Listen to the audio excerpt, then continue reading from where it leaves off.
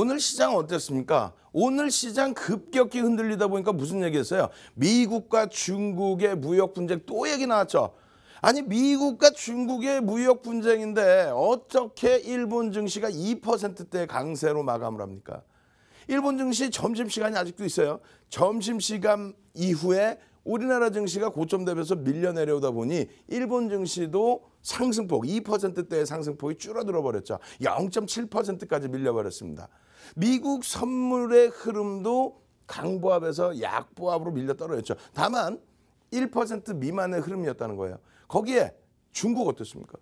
중국 같은 경우 약보합으로 오전장 마감을 했는데 전체적인 흐름 자체를 총괄적으로 보지 않고 무조건적으로 미국과 중국의 어떤 거 무역 분쟁이에요. 아니라고 그랬잖아요. 그 부분은요. 미국과 중국의 무역 분쟁 이러한 부분은 2015년, 2016년 트럼프 대통령이 다 얘기했죠.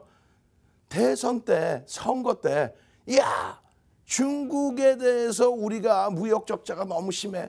야 유럽에 대해서도 납타 협상 잘못된 거야.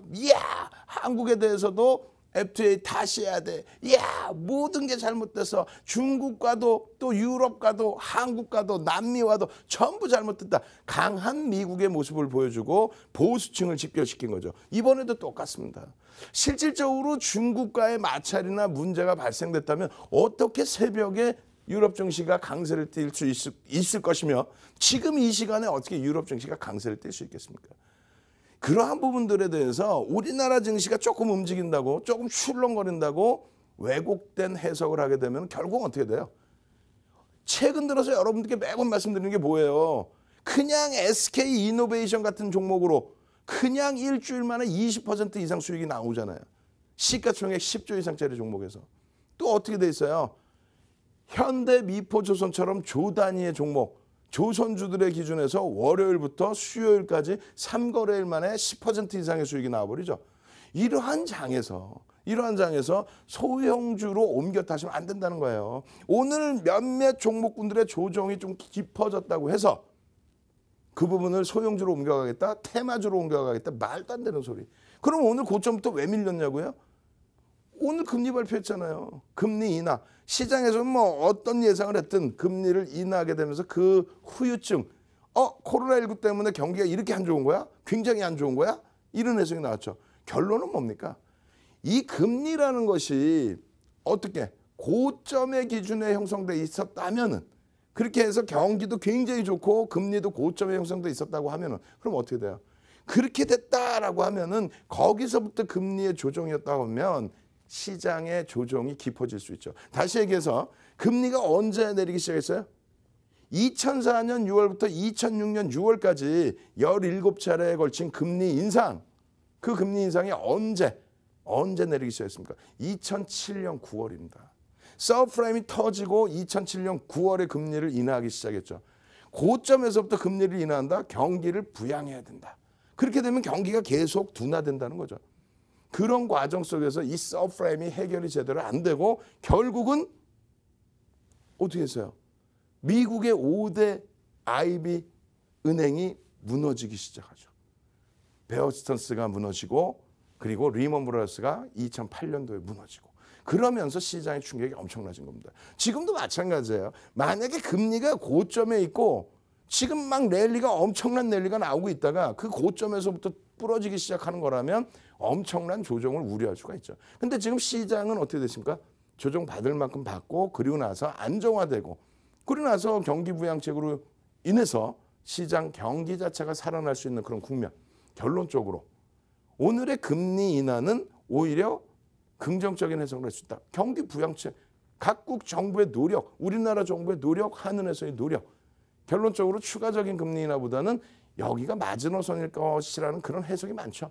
결론적으로 출렁거리긴 했지만 들여다보니 시장은 약보합이었다. 거기에 IT주들의 강세, 거기에 금융주들의 강세, 거기에 조선주 급등 나온 이후에 살짝 눌린 거죠. 또 금융주 주사들 이번 주 내내 강세를 띄었죠. 그러한 흐름들을 전부 여러분들 계좌로 넣으셔야 됩니다. 결론적으로 여러분들이 이런 겁니다. 이러한 수익은 언제라 그랬어요? 3월 달 시장 무너질 때, 또 4월 달 기초 반등 나올 때 그럴 때 이런 종목군들 맨날 들여다보고 큰 수익 내드렸죠. 여기 나와 있는 수익들 다 내드린 거 아니에요. 그럼 지금은 어떤 종목 봅니까? 5월 달에 들어서만 알테오젠의 수익률 150%를 넘긴다 그랬죠. 5월 달에 들어서만. 추세 매매의 기준을 잡아드렸잖아요. 매일 요즘 나와서 자 거래대금 1,000억 이상 1,000억 이상 1,000억 이상. 그거는 소형주의 기준에 1,000억 이상인 거죠. 시즌 같은 종목은 거래대금 이번에 얼마까지 찍어버립니까? 2조 3천억.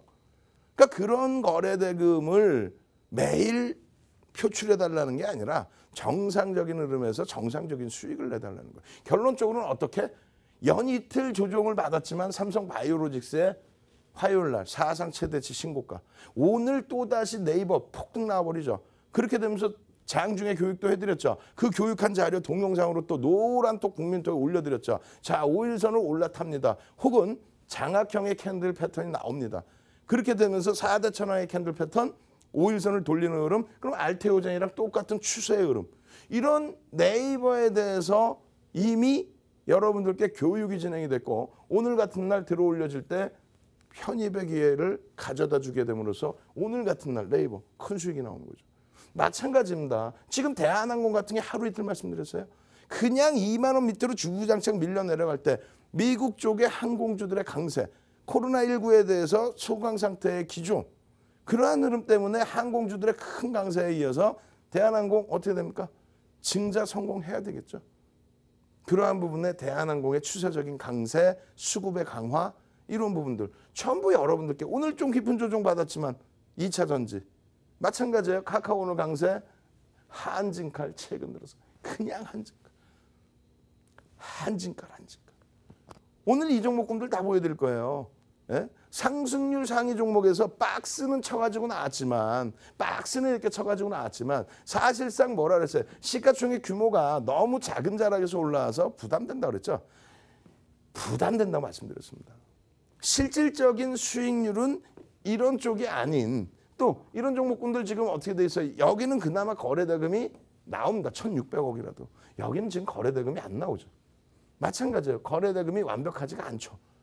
거래대금이 완벽하지 않고 1,000억 수준의 거래대금도 못 미친다? 그렇게 되면 버겁습니다. 결론적으로 이러한 종목에서의 수익을 목적으로 이제는 안 해요. 이제는 완벽하게. 그래서 1% 들어갑니다. 1% 교육용입니다. 이거 들어가서 10% 수익 내봐야 오늘 어떤 종목? 두산퓨어스라든가 다우데이터. 그런 종목 교육용으로 1% 들어가 봐야 어떻게 돼요? 10% 수익 나도 전체 계좌의 기준에서는 택도 없는 수익률이죠. 만약에 1억 원의 기준을 잡았다. 1% 들어가면 100만 원인데 100만 원에 10%면 얼마에 10만 원 수익이죠. 그러면 잘 생각해 보세요. SK이노베이션 또 현대미포조선 5%씩 들어갔단 말이에요. 5%씩 들어간 종목이 10%, 20% 수익이 나왔어요. 그럼 10%만 수익 나왔어도 얼마예요? 500만 원 들어가서 10%면 50만 원이네. 그쪽에서의 수익을 내셔야죠. 정상적인 종목에서. 뭐 한진칼도 있고요. 오늘 뭐 두산퓨어셀이 나쁘다는 게 아니라 두산퓨어셀의 변동성이 대형주, 극대형주, 시가총액 1조 이상짜리의 변동성과 그렇게 비교해서 어마어마하지는 않다라는 거야. 지금 보시면은 네이버 같은 경우에도 오늘 변동성 5%, 6%, 장중 막 6%씩 개장초에 눌려있던 범위에서 쭉쭉쭉 이런 흐름들을 잡아내셔야죠. YBN넷 시가총액 1,000억도 안 되던 종목 주가 올라와서 지금 1,000억 넘기고 1,000억 중반대 넘기고 16.9% 장중에 뭐 20% 이상 그 변동성 다 따라잡아서 건물 몇 개 올리셨습니까? 불가능하잖아요. 힘겹잖아요. 그렇기 때문에 SK바이오랜드 지난주 월요일 날 상한가를 가더라도 우리는 어떻게 합니까? 상한가의 절반 이상을 다 차익 실현해버립니다.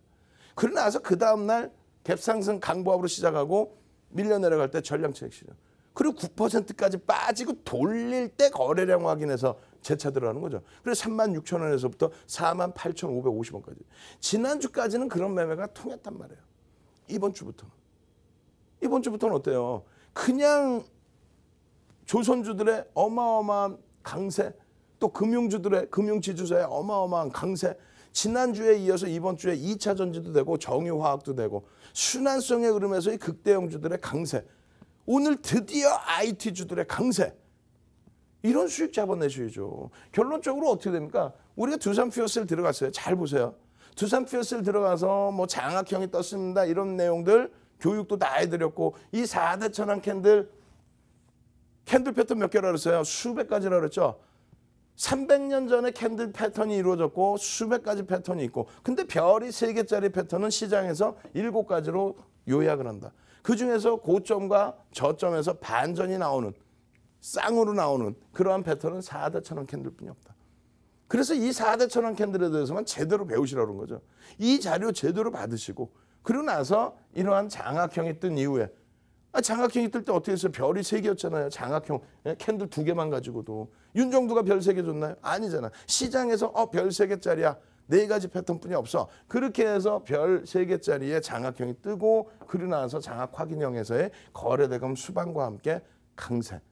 이런 흐름은 놓치면 안타까운 거죠. 결론적으로 지금 주가가 요 자락에서부터 어마어마하게 갭에 대한 목표주가 설정해드렸잖아요. 어마어마하게 올라서다 보니 여기에 대한 갭에 대한 목표주가 설정되는 거죠. 그러다 보니 시가총액이 8천억 이상까지 올라와 버립니다. 이러한 종목에서 거래대금만 수반되어 준다면 일본 기준에서의 흐름까지 이 갭에 대한 흐름까지 전부 여러분들이 교육받고 수익 내서 대처하실 수 있는 거예요. 거래량 다시 거래대금 다시 터져주면서의 흐름.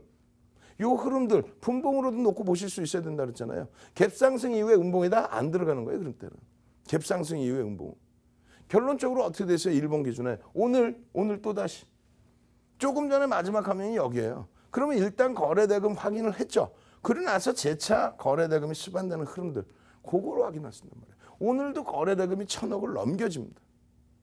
1,000억을 넘기는 흐름에서 개장초에 보시라는 거예요. 개장초에 원하는 거래량이 수반됐는지 그렇게 해서 따라붙을 수 있었는지 1분봉에서 따라붙을 수 있었는지 혹은 못 따라붙었다면 개장초 10시 이전 뭐 이런 시간대에 정상적으로 눌림목이 나오고 돌리는 흐름이 나오는지 그렇게 해서 어떻게 돼 있어요? 시초가가 여긴데 양봉이 이렇게 나왔다가 꼬리가 달리죠. 절반의 꼬리 되돌림의 흐름 아무 데서나 들어가요. 거래량이 터질 때 따라붙는 거죠. 거래량이 터질 때. 그 기준점을 잡으시면 이렇게 된단 말이에요. 기본적인 거래량.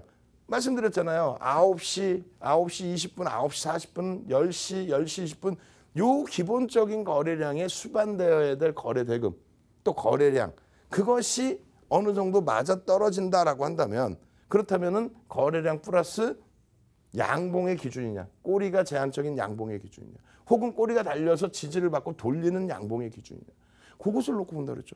결론적으로 어떻게 됐어요? 분봉의 기준에 1분봉입니다. 아까는 5분봉이었어요. 1분봉의 기준에 빠바바바밤 그리고 나서 눌림폭 그럼 어떻게 돼요? 여기서 못 들어가는 거예요. 양봉의 기준에서 어떻게 됩니까? 꼬리가 달려서 이렇게 못 들어가는 거죠. 근데 돌려질 때 어느 기준? 거래량이 5MA, 20MA, 5MA, 20MA 혹은 완벽하게 치고 가는 5MA, 20MA 이럴 때 따라붙을 수 있다. 이럴 때 여기서 따라붙어서 요 수익을 내고 다시 고점 대비 2에서 4% 혹은 3에서 5%의 눌림목 조정이 나오면 어떻게 해요? 절반 이상 차익 실현, 전량 차익 실현. 그 부분에 대해서 계산을 다 해드리잖아요. 자, 개장초 기준에 어떻게 됐어요? 이 종목에 대해서 여러분들이 보실 수 있는 게 편입가가 고가가 16,100원이고 시가가 14,650원이라고 치면 요 계산 라인 방식이 전부 형성이 돼 있죠. 그렇게 해서 2분의 1 꼬리, 3분의 1 꼬리를 잡아서 돌리는 구간 15,350원, 뭐 15,600원 이런 라인 때 잡아서 돌리는 시간.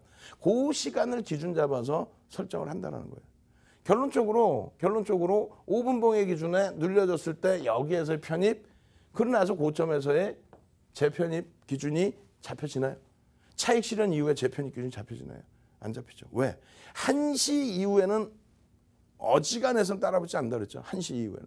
그렇게 해서 결론적으로 전체 거래량 거래대금이 충분하게 실려 있다 할지라도 1시 이후에는 여러분들께 변동성의 부담 요인 때문에 안 따라붙는다 분명히 말씀드렸어요. 결론적으로 1분봉의 기준에 편입 이후에 차익 실현 그리고 오늘은 오후장에는 들어가지 않는 기준입니다. 그래서 전체 고점 대비해서 고가가 얼마에 17,000원의 기준이죠. 17,000원 기준 대비 2%의 조정, 4%의 조정. 그렇게 되면 16,500원의 전량 정리가 끝나는 겁니다. 16,500원 이상에서. 결론적으로 16,500원 이상에서 전량 정리 끝나는데 종가는 15,700원이라는 거예요. 저 변동성을 여러분들이 다 감안해낼 수 있겠느냐. 장중에 매매가 되시면 괜찮아요. 매매가 안 되면 버겁죠. 그래서 이런 엑셀 수식을 가지고 넣어놓고 대처를 하시더라도 충분히 기준점이 나옵니다. 그럼 이런 종목군들 윤정두가 계산해드리고 보여드리고 결국은 수익 나고 단기 매매하고, 근데 지금은 극대형주에서도 나올 수 있다는 거예요. 극대형주에서. 시가총액이 아쉽게도 아직까지는 1조 미만이잖아요. 극대형주 1조 이상짜리 종목군들에서 이 수익이 충분히 나온다는 거예요. 오늘 같은 경우에 다우데이터 일봉이죠. 5월 8일 날도 보여드렸습니다. 이 다우데이터 같은 경우에 이러한 변동성의 범위, 거래대금이 터지는 흐름 여기잖아요. 여기서 거래대금 터지고 오늘 개장 전부터 노란톡 국민톡에 들어와 계신 분들은 개장 전부터 다우데이터를 관심 종목으로 넣을 수 있었습니다. 왜? 윤정부가 개장 전부터 한진칼, 대한항공, 또 조선주, 또 금융지주사, 그리고 이런 다우데이터 이런 종목군들을 개장 전부터 넣어드렸죠. 넣어드려서 거래대금, 특히 다우데이터는 거래대금이 1,000억 이상 터지는지 확인하자. 그렇게 해서 움직임 가져가는지 확인하자. 다우데이터 여기서 시작했어요. 그리고 여기까지 움직였죠. 적은 변동이 아닙니다. 이 다우데이터 보시면은 5분봉 설명 계속 드리잖아요. 5분봉. 마찬가지예요. 오늘의 기준에서의 5분봉에서도 마찬가지입니다.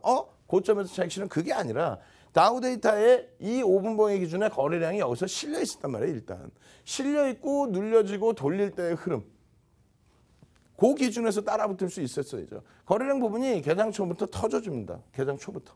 벌써 이미 9시 20분 기준에 얼마 120만 주가 터집니다.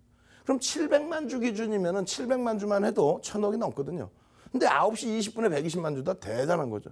그렇기 때문에 이 종목에 대해서 매직 계산기로 그 당시 기준에 고점, 저점 다 집어넣고 편입 구간이 설정될 수 있느냐, 설정 구간을 잡아놓고 그리고 나서 편입의 기준을 설정하는 거죠. 결론적으로 어떻게 기준이 잡히냐면 15,350원 시초가 대비해서 돌려지는 흐름에 거래량이 수반됐느냐, 그 기준만 잡히면 되죠. 거래량 수반되고 양봉으로 돌려질 때 그렇게 해서 편입의 기준점이 개장 초에 바로 잡힙니다. 거래량이 터지면서 되돌리는 흐름에 바로 잡힌다는 얘기예요. 그러고 나서 바로 VI. 그러고 나서 고점 찍고 밀려 내려올 때 재편입을 할 수 있는 파격 반발력이 있나요? 없죠. 거래량이 터져주면서 돌려지는 흐름이 있나요? 없죠. 결론적으로는 어떤 기준이 잡히냐면 이 종목 같은 경우에 결론적으로 고가가 16,850원입니다. 16,850원 기준 잡고 16,850원 기준 잡고 2%, 4%. 그럼 어떻게 돼요? 대략 16,300원, 400원의 전량 차익 실현. 여기 나온 대로 내 기준점이 2%야 혹은 4%야. 고점 대비 눌리면 절반? 너무 길죠. 꼬리가. 상한가 종목 절반이면 어떻게 15% 밀리면 그때 차익 실현한다고? 아니죠. 2%, 4% 이렇게 잡아놓는 거예요.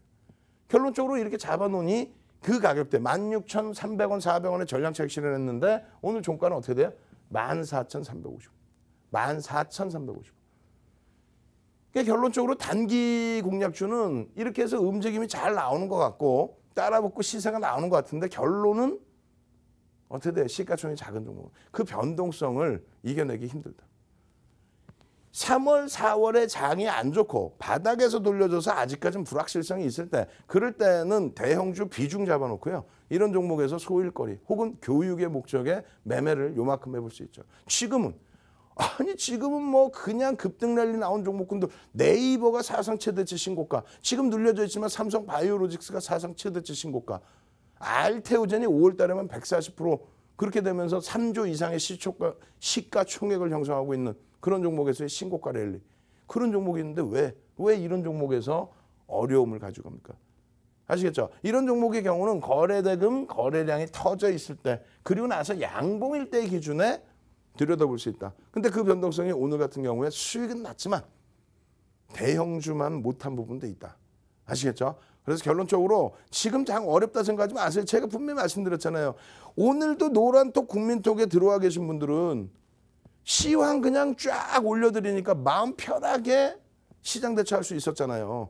무슨 지금 미국과 중국의 무역 분쟁, 그거 금융시장 영향 없어요. 글로벌 시장 전체적으로 영향 없어요. 이슈입니다. 그냥 그 부분에 흔들리지 마시고 또 그런 종목을 팔아서 어디 테마주 들어간다고 생각하지 마시고 또 금리 부분에 대해서 오늘 금리 때문에 출렁거리는 흐름이 나왔죠. 이럴 때일수록 냉정하게 금리가 이제 마지노선이야? 그럼 금융지주사에서 오히려 수익 쫙 뽑아내시고 그렇게 하셔야 되는 거 아니에요?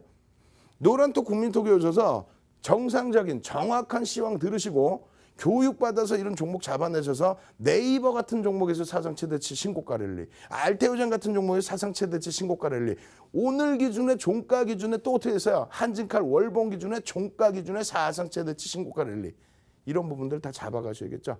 노란톡 국민톡에 참여하셔서 수익 내실 수 있는 방법 화면을 통해서 자세히 알려드립니다.